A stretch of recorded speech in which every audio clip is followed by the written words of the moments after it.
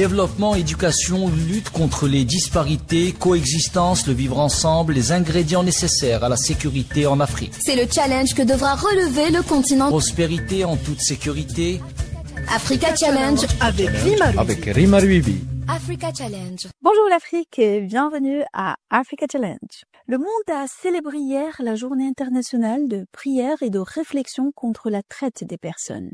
Cette journée a un rapport direct avec notre continent, puisque la date du 8 février n'est pas anodine. Elle coïncide avec la mémoire liturgique de Sainte Joséphine Bakhita, ancienne esclave soudanaise devenue religieuse et symbole de résilience.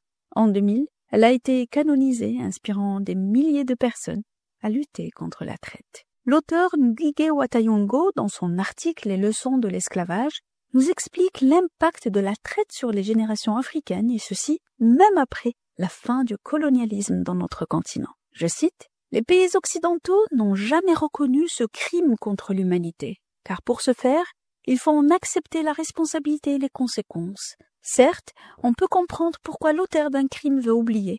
Un malaise plane au-dessus des têtes de ceux qui commettent des crimes contre l'humanité. Mais l'Afrique postcoloniale n'a jamais non plus surmonté le traumatisme sur son propre continent, ainsi que dans les diasporas aux Caraïbes et en Amérique. En Afrique et dans le monde entier, la traite des esclaves et l'esclavage dans les plantations n'ont jamais été reconnus pour ce qu'ils étaient. Un génocide, un holocauste, le déplacement de populations d'une ampleur historique et géographique inédite. C'était le nazisme avant Hitler, pour emprunter l'expression d'Aimé Césaire dans son ouvrage « Discours sur le colonialisme ». Fin de citation. Nous le voyons aujourd'hui, hélas, avec le génocide assumé et revendiqué par le premier ministre sioniste Benjamin Netanyahu contre le peuple palestinien dans la bande de Gaza.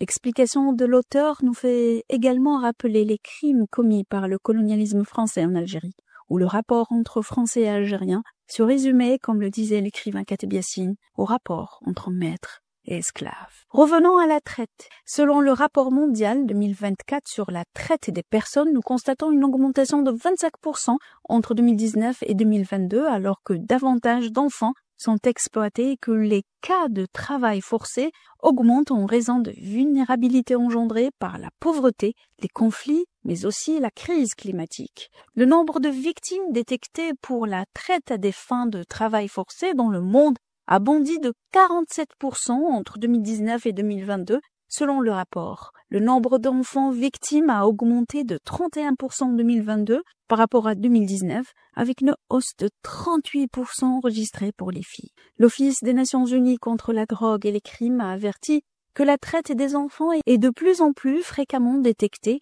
que celle des adultes dans la plupart des régions d'Afrique, notamment à des fins de travail forcé, d'exploitation sexuelle et de mendicité forcée. L'agence a noté que l'augmentation globale du nombre d'enfants victimes est due à l'augmentation générale du nombre de cas détectés en Afrique subsaharienne. Tel est le véritable challenge que notre continent doit relever pour éradiquer le fléau de la traite qui accompagne les conflits, que ce soit au Soudan, en République démocratique du Congo, en Somalie ou ailleurs. À bientôt pour une nouvelle chronique et un nouveau challenge.